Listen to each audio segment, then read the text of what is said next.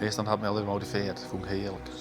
Ik koos me net meer uitdagen dan voor een wedstrijd. Een toneelstukje op te voeren of een muziekje druk op me te zetten.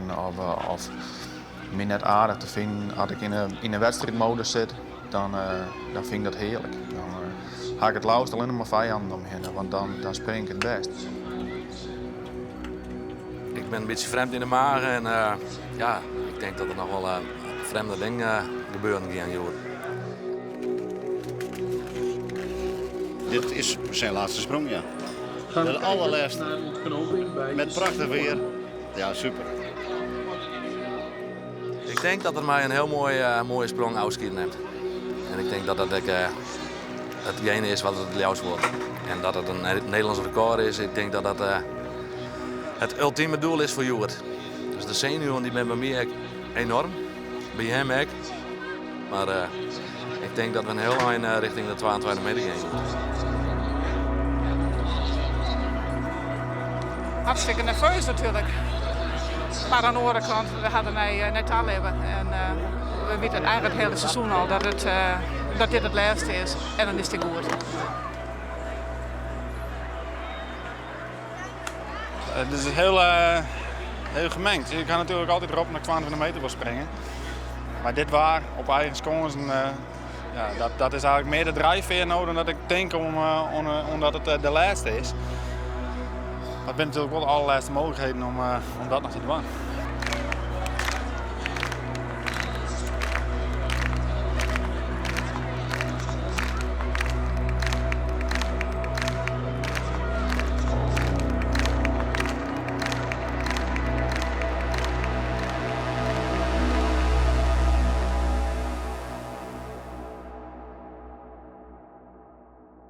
Kist toen wat zin in verlies?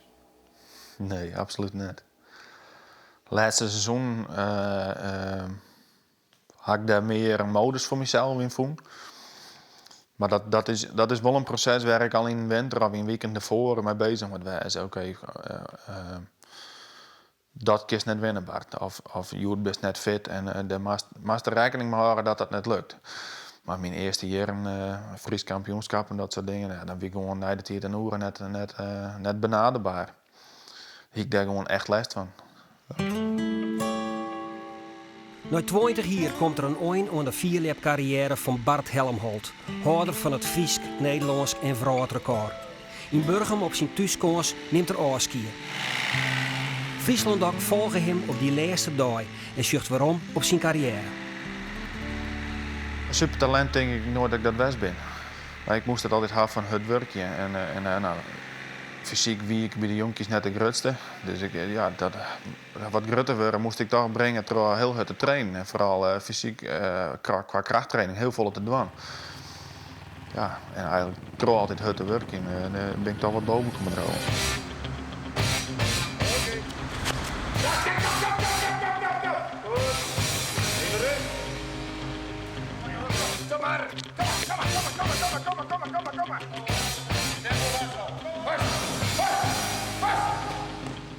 Die is een trainingsbeest. En hij had er zelf alles voor. En kijk, en dat is het mooie van een trainer. Als hij zelf alles voor had, dan is voor een trainer traint dat ook makkelijker. Ja, kom maar. Oké, jongen. Ik ben altijd met mij dat speeltje bezig en hij houdt me er altijd bij. Als ik eens een keer op stap word, dat was helemaal geen probleem. Mocht al maar dan snijden morgen moest ik er wel staan. Dus dan kwamen we heen en dan gaan we op fietsen, gaan we hierheen. En dat was vanuit de griep, daar ben ik toen. Hierheen, 100 kilometer, mocht ik draven. En hij fietste achter me aan. En dan weer klimmen en dan weer naar hun thuis. En dan deden we daar een bakje soep of zo. Dus ja, alles wat wel accepteerd. Alleen de doelstelling en vierjappen blijven altijd aanwezig. En daar is Geert wel een grondlegger van. Dat vierjappen gewoon helemaal ingebakken in mijn brein zit, zeg maar. Just me nog alles? Ja, weinig. Ja, hij komt natuurlijk ook uit Burgum. Dus, ik shop net heel vaak meer. Hey, jongen. Dat is goed. Goed zo. Nee? Ja, best.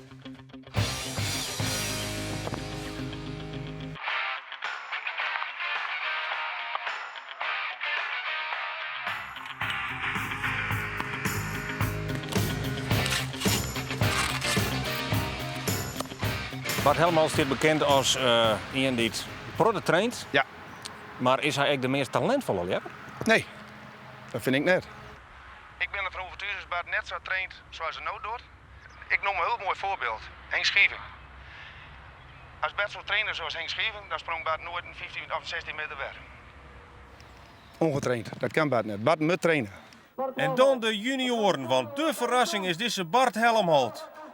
Een aldermachtig vierde sprong. Centimeter 65. Een prachtig mooi nieuw persoonlijk record dus. Ik haal mijn doelstellingen halen vorige keer. Ik ben op één heel eind omheen geschatten. Mijn doelstelling was om 3 dagtitels te halen. Ik had er 13 halen. Ja, mooi. Ik zei van de morgen even een filmpje van op YouTube van 2001. Toen eerst bij de jongens alles won. Junior. Bij de junioren bedoel ik. En toen zeiden ze op een gegeven moment van ja, je eerst alles won, maar geen titels. Ja, zei ze toen van ja, dan ben ik te zenuwachtig of ik wil te graaf, of ik zet de stok te 4 voort. En toen zeiden ze dat is mijn probleem. Bart Helmholtz uit Burgum. Het hele jaar 4 uit de beste junior. Jongens, zo heeg dat er in de stok staat, maar het gaat er scheef. En dat betekent dat hij de finale mist op het NK. Ik denk dat ik dan toch net goed met de stress omging. Ja. Daar ben ik nou wel achterkomen. Dat is het wel. Ik word dan te 4 springen en dan zet ik de stok te scherp en dan gaat het mis. Voor mij had het altijd zo hoe harder ik ervoor werken moest, hoe mooier de beloning dan ik weer. En dat is juist dan in ontlading en juist dat ik bij waarom denk van ja, hier ga ik dus de hele winter keihard voor bezig geweest. In de finale brengt Bart Helmholtz het publiek in extase. In een prachtige stijl klimt er naar de top. Springt uit en komt del op maar juist centimeter 70. Wat is nou die grootste uitdaging? Want du hast nog nou de alle wedstrijden gewonnen. Ja, de rest ik winnen.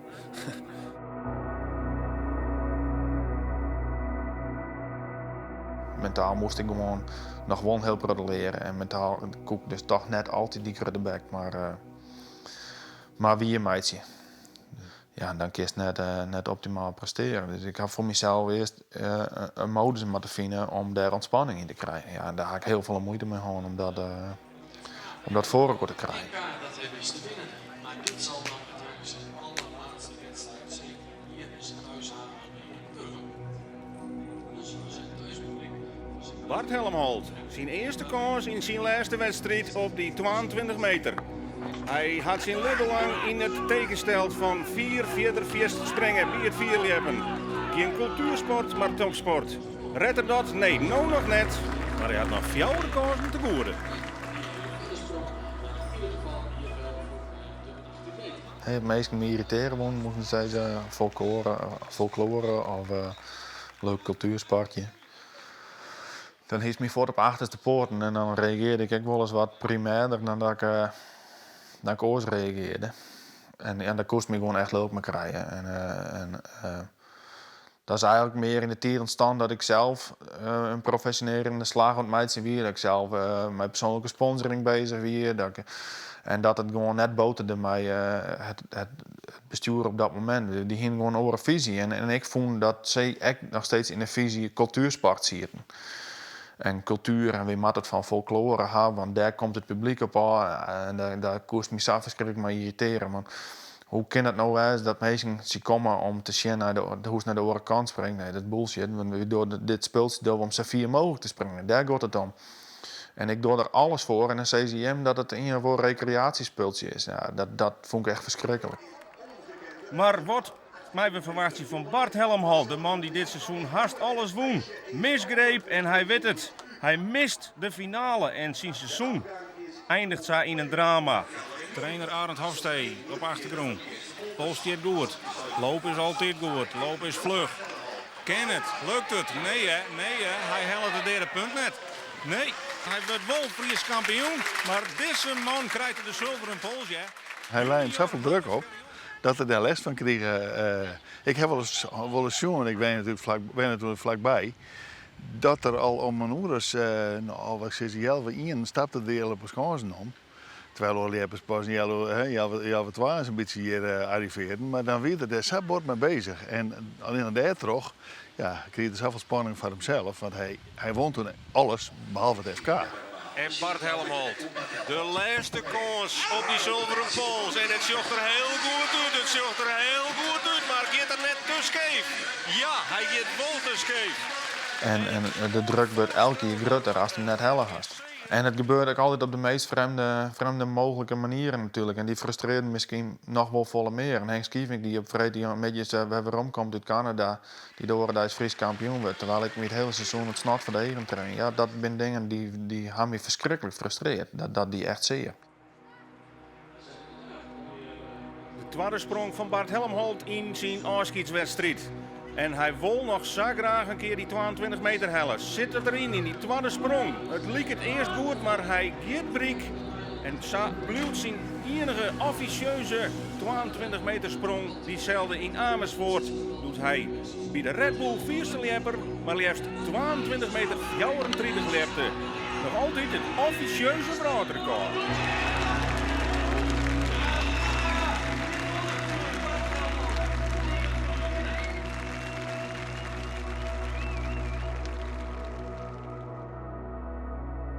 We beginnen natuurlijk elk jaar met een aantal doelstellingen. En meestal zijn dat meerdere. En voor dat specifieke jaar was eigenlijk de hoofddoelstelling van het FK de wisselprijs winnen. Mijn moeder die raakte ziek.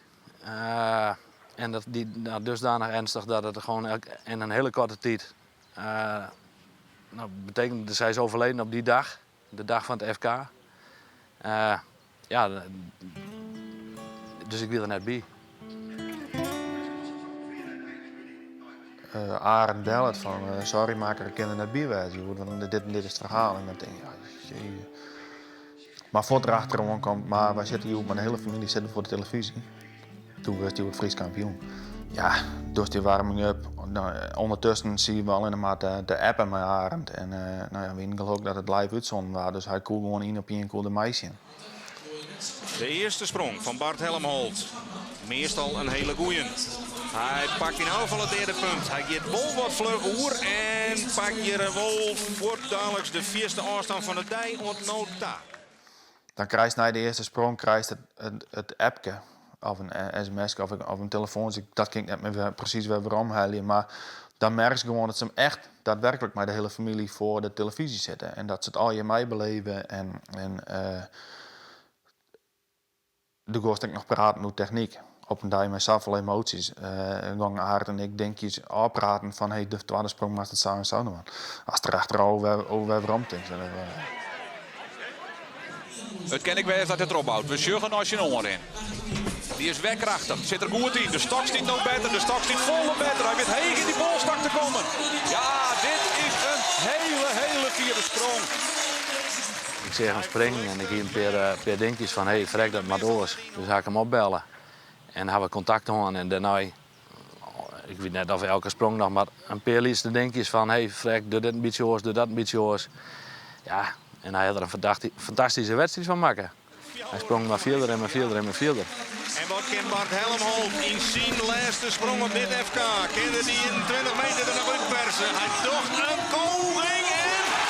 Oh, hij gaat er verder hinnen. Wat een series, het is een mooie del. We hebben een fantastische wedstrijdsprong. En ondertussen nog telefoon, het weer heel emotioneel. En toen we wonnen hier, toen zijn wij voor het eerst eigenlijk een heel geëmotioneerde Bart Helmholt. Heel oors geëmotioneerd omdat er oors weer. Oors weer de gramietig en leuk op mezelf. En nu weer gewoon... en ik denk dat er toen een hele ommezwaai kwam is bij het publiek. Die had toen zongen van, hey, wij konden hem zo wel. Maar hij moet daar weer heel erg, bijna ontoegankelijk soms. En dat is toen helemaal verloren. En toen is er eigenlijk teruggeroeid in zijn persoonlijkheid als groot lepper, maar ik als mens. Hij sprong de wereld uit. En eigenlijk zei hij voor de telefoon al toen van... Ik zal je trots maken. En dat soort woorden. En uiteindelijk zie je dan die beelden. Met name naar de laatste sprong. Ja, dat is, dan breek je gewoon dwars door de midden. En dat denk ik ook wel, dat geeft ook wel onze band weer. Ja, de basis leidt bij degene die ik van hem beloofd om heel veel te springen. En dat weet ik zelf wel, wat ik aan mij bedoel. Ja, dat is fantastisch. Ja, dan hebben we het zelf voor die coach en zijn familiegeschiedenis, hè? Ja. Wat jongen, ja.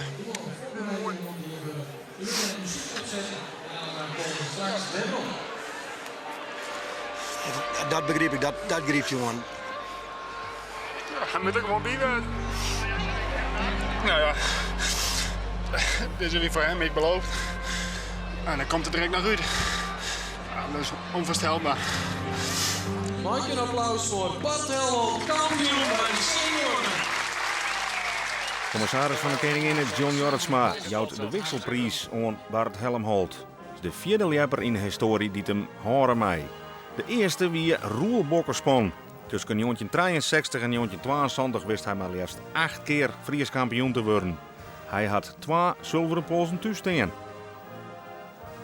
De tweede die dat opredde wie Gerard Vlieger. Tussen 83 en 90 won Gerard Vlieger 6 keer de Friese titel. Hij had ook een zilveren pols thuis. En de tweede man die dat opredde is Rimmer Abma. Tussen 87 en het jaar 2000 wist hij 5 keer in totaal die pols te winnen. En daar komt nou dus de naam bij van Bart Helmholt. 3 keer op Riegen wint hij het FK en hij is nou de grootste bezitter van de meest prestigieuze prijs voor een Friese lepper.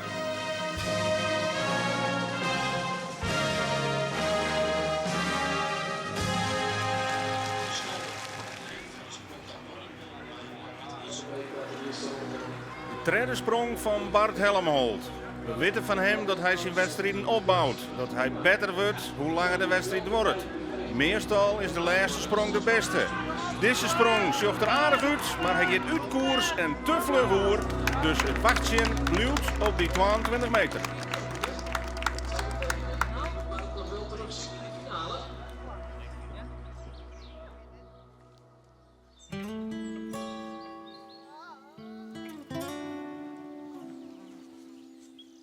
Best blij dat er klaar is met 4 lep.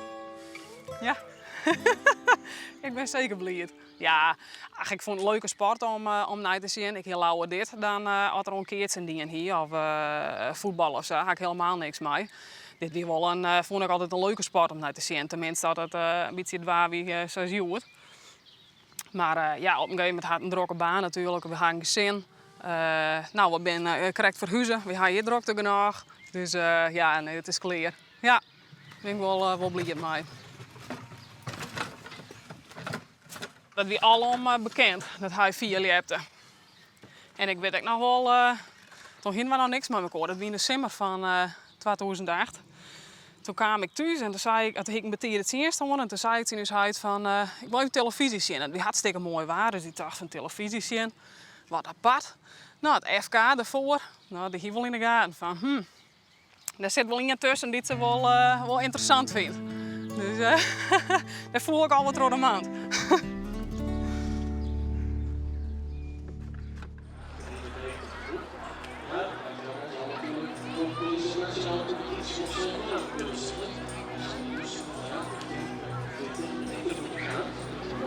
De vierde sprong van Bart Helmholt. En kan hij hier die 22 meter del zetten? Nee, dat slag het net. Hij let dus op de laatste sprong aankomen. Hij is eigenlijk een soort icoon geworden, toch dat er een heel grote ontwikkelingen ik mij in gang zet. Hij is de eerste die het carbonpols onder de knibbel hier. En nou ja, wij in het Leerpen dachten van nou, die man een hele meter 40 springen, dan ben zij blij en wij ik. Maar dat was al 12 meter. En ja, dan wil je accommodatieslid. De beste seizoenprestatie tot nou daar. En ik niet Bart, ik niet Bart. Bart zit heeg, Bart zit heeg, Bart ziet het lang. Zit er nou Nederland. Dus dat we overal financiën vinden kon om die zoonbedden groter te maken. Want ja, ze komen steeds verder die kant uit. En je wilt wel een beetje veilig houden. En wij in wezen vonden eigenlijk dat als je het FK organiseerde, dat je dan in elk geval alles dik op water gaat maken. Ja, het is natuurlijk een ontwikkeling geweest waar Bart natuurlijk een hele grote boost van gekregen heeft. Hij is goed in vorm de laatste tijd. Hier is de sprong van Bart Helmond bij de senioren. Krijgt hij deze stok over de doorpunt. Dat lijkt te lukken. Dat laten we lukken. Gaat bovenin de stok in de uitsprong. Bart Helmond. Dan hebben we een nieuw Nederlands record voor Bart Helmond. Hebben wij hier te pakken. Elke keer dat ik hier kwam, was ik verrast hoe makkelijk ik heel veel kon springen. En dat zie je voornamelijk in die extra klimslag die ik hier altijd mee zie komen. Want de stok ging hier altijd langzaam over. En we in Friesland natuurlijk ben we gewend dat de stok altijd redelijk in beweging bloot. En hier is altijd tijd voor één slag meer. En dat is juist, in elke keer als ik 4 sprongen maak, is juist dat weer waarom. En wij in Friesland een heel seizoen springen moesten om die kans een keer te krijgen, om die stok echt stil te krijgen, kreeg ik hem hier altijd. Altijd 1 keer in de wedstrijd kreeg je hier de kans. Ja, en dan springt de wedstrijd met zoveel vertrouwen. Dan wist ik gewoon, het komt wel goed, maar hij komt nog, die ene komt nog. Ja, eigenlijk is dit verhaal al wat langer. Eigenlijk begint het al voor minder dan een matig seizoen. 2046 maximaal sprong dat seizoen. Net zo volle Sjenlitten. Jacco die de laatste week op 21 meters begon te springen. Super in vorm weer. We komen op een NK op zijn thuiskans, maar echt een favoriete kans van mij. Waar ik heel graag komen mocht. Waar ik al Nederlands record sprong hier. Waar ik Nederlands kampioen al een keer west weer. En dan komt het er en dan is het slecht waar. Aukje weer heel zwanger. Ze kwam en wie net fit, wie ziek was. Winde toch. Ik heb toch wel heel erg het gevoel van ik mag toch maar mee.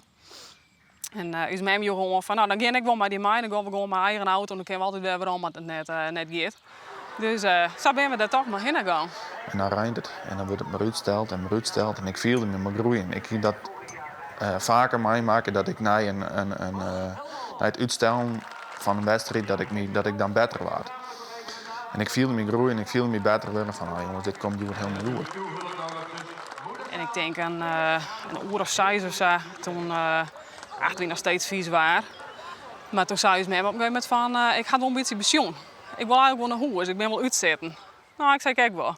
En dan kwam Bart aan. En die zei nee, je mag net naar huis gaan, want ik denk dat ik een nieuwe record spring in. Dus je mag je nog even blowen en hou nog even vol. Nou ja, toen hadden we gewoon naar zo'n jongen, dan bezieken we dat nog wel even. En toen werd een oerenzaal ook van dat het weer droeg weer. Ja, dan begint de wedstrijd. Als Jacco een mooie prestatie of Bart een mooie prestatie deelzet, Jacco wil erover rennen en Bart wil erover rennen. Er is altijd al een prachtmooie strijd tussen die man. Maar specifiek in dit geval weer het gewoon zo van hey, verrek, dit is een NK, wij komen hier om te winnen. En hij heeft nog 1 kans, dus daar springt het overheen. In de finale dachten we al een keer 2059, zo vier wie het hele seizoen net best. Dit kon wat wezen. Ja, dat gevoel ik zelf nog net, voor mezelf net. Dat ik zelf nog net verder, want ik ga nog steeds hard door. En wel redelijk rocht, maar nog steeds wel vrij stevig naar de andere kant zitten. Maar dus ja, ik zijn nog 10 verder en dan moet er goed wezen. Ja, dan gaat Jacco goed erover. Ja, hij is gesproken natuurlijk. Hij zit in de kop. Hij zit in de kop. Hoeveel gaat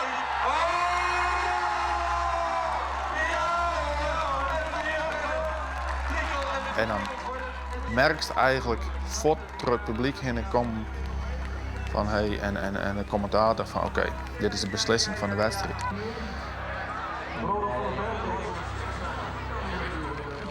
Al hier de 22 meter sprong, op dat moment heb ik nou zoiets van hé, daar springt Bart Haas nog in. En Jacco had me achteraf al verteld, hij zei ik kan we waarom rennen achter op een score en ik zie die nee en ik dacht shit, dit had ik dus nog net doen. Op een of andere manier was ik nog hartstikke zenuwachtig en ik stond achter op die schans toen ik ging. Ik denk, oh jee, het zal toch niet gebeuren.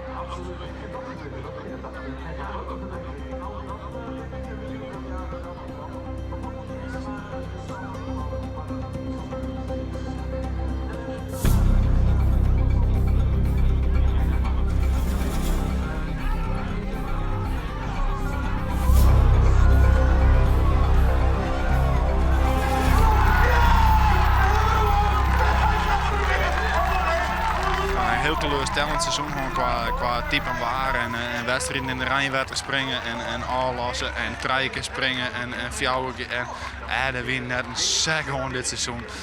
En dan krijg je de pien, samen op 2 hoekjes mooi waar. En het gevoel weer goed en ploing, de leiden. Voor het moment van de uitsprong zie ik echt te wachten van wanneer matter. En op een gegeven moment viel gestakneken. Nou, ik denk dat matter nou. En toen vernam ik gewoon dat ik er bovenuit kwam te zweven. En dan wist ik gewoon, ja, dan moet het heel vier wezen. Ja, dat goed baltje weer, dat hik sowieso in de gaten. Maar dat Safir is wel heel extreem. Bart kan gewoon pieken als het moet. Ik bedoel, hij springt vandaag een meter verder dan zijn beste seizoensafstand dit jaar. Ja, wel op de dag dat het moet. Dus dat, het is voor mij knap balen, maar wie ere toekomt, zeggen we dan. Ja, dat is onvoorstelbaar, dat gevoel. Dan valt alles op één dag, valt dat samen. Ja, dat is heel, heel bijzonder. Ja, dat hij er goed om opviel. Ja. En dat het rennen zodat dat de Safir springen zodat ik net verwachtte. Maar ik hier wel in de gaten. Ik denk, nou kan ik beter maar even zitten blowen. Want die gaat misschien 4 springen. Zo. Ja. Wij zijn altijd wel bezig geweest van we willen alles winnen. En dat is ook de instelling die Bart gewoon aangeeft. En ik ben hier om te winnen, punt. Ja, je wint som en je loert som. Maar ik denk dat hij in principe alles won net, ja. En met name hebben wij ook de Fieldjep-wereld, de wereld laten zien van hé jongens, wij willen graag die sport naar een hoger niveau tillen. En ik denk dat dat ook aardig lukt is.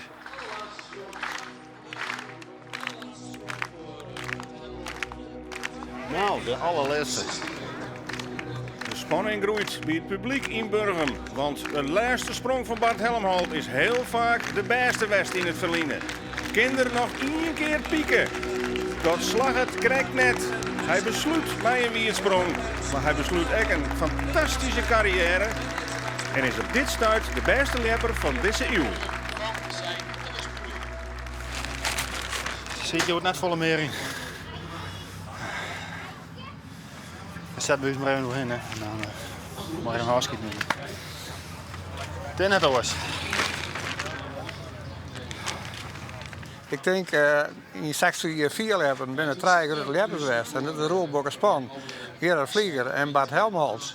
En elke kampioen, elke eigen tiert, hè? Ja. Ik ben wel eens beter dan je geweest. Maar de meeste jaren tot mijn frustratie. En nou kom ik in de buurt en dan stop je ermee. En nou heb ik nog wat voor je, iets wat je nooit hebt kunnen winnen. Wat ik vaak zat heb gewonnen, als aandenken.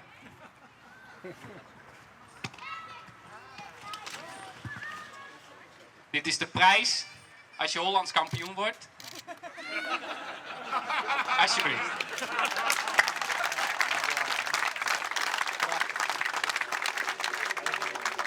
Dit is mijn held. Ik denk dat het de grootste is, maar de grootste in de sport, maar ook een gigantisch groot mens. Echt. Ja, je hoort het net goed, maar het is wel goed.